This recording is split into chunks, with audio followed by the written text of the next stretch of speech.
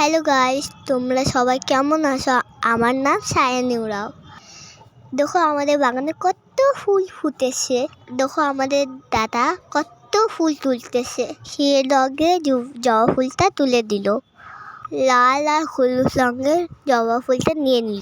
কতগুলো তুললো, আমি তো বলতে বলতে হাঁপাই গেছি। আজকে তোমরা দেখে নাও আমাদের ছাদ বাগানে কত রকমের ফুল হয়।